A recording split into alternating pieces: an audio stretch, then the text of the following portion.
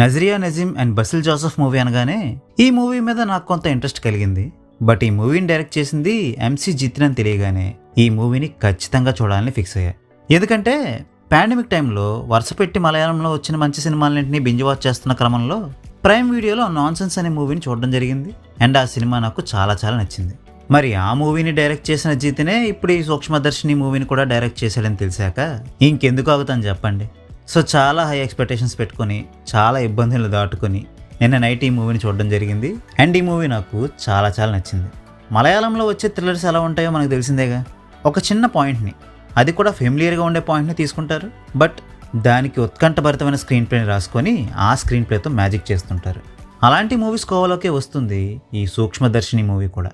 ఈ movie first half మొత్తాన్ని కూడా క్యారెక్టర్స్ని ఎస్టాబ్లిష్ చేయడానికి మాత్రమే కేటాయించారు. తెర మీద ఏదేదో జరుగుతుంటుంది కానీ మనకి మాత్రం స్టోరీ మీద ఎలాంటి క్లూస్లు దొరకవు. సో ఫస్ట్ హాఫ్ చూడడానికి ఇంట్రెస్టింగ్గా ఉన్నా అసలు విషయానికి సంబంధించి ఏది పెద్దగా రివీల్ చేయకపోవడంతో అసలు సెకండ్ హాఫ్లో ఏం చూపిస్తారా అనే క్యూరియాసిటీ పెరుగుతుంది. ఇక ఎప్పుడైతే ఈ మూవీ సెకండ్ హాఫ్ మొదలవుతుందో అక్కడ నుండి ఈ మూవీ చాలా ఇంట్రెస్టింగ్గా సాగుతుంది. ఇక క్లైమాక్స్లో ఏదైతే ట్విస్ట్ రివీల్ అవుతుందో అది మనం గెస్ చేయని విధంగానే ఉంటుంది. అండ్ ఫస్ట్ హాఫ్లో జరిగే విషయాలన్నిటికీ క్లైమాక్స్లో క్లారిఫికేషన్ దొరుకుతుంది. మొదట్లో చెప్పినట్టు ఆ క్లైమాక్స్లో రివీల్ చేసే మ్యాటర్ ఇది వరకు మనం చూడండి ఏమీ కాదు.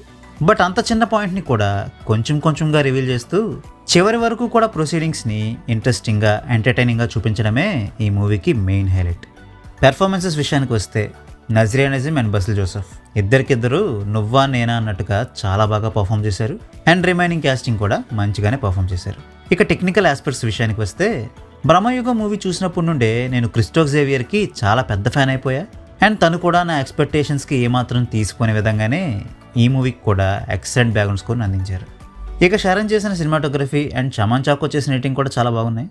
అఫ్ కోర్స్ ఈ మూవీ ఫస్ట్ హాఫ్ని ఇంకొంచెం క్రిస్ప్గా ఎడిట్ చేసి ఉండొచ్చేమో. బట్ ఓవరాల్గా చూసుకుంటే ఇట్ వాస్ గుడ్.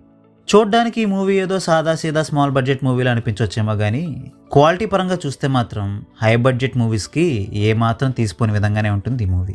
ఇప్పుడు నేను చెప్పిన ఈ విషయాల్ని బట్టి ఈ మూవీని నేను మీకు రికమెండ్ చేస్తున్నాన్న సంగతి మీకు అర్థమైపోయి ఉంటుంది. సో ఒకవేళ మీరుండే చోట ఈ మూవీని కనుక థియేటర్స్లో వేసుంటే మాత్రం ఈ మూవీని థియేటర్లోనే చూడడానికి ట్రై చేయండి. లేదా ఓటీటీలోకి వచ్చాకైనా ఈ మూవీని తప్పకుండా చూడండి.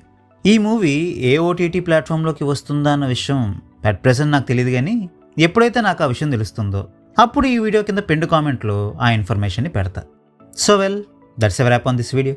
ఈ వీడియో మీకు నచ్చితే వీడియోని లైక్ చేయండి. మరిన్ని మూవీ రివ్యూస్ కోసం ఛానల్కి సబ్స్క్రైబ్ చేసుకోండి. We will meet you next video. Thanks for watching.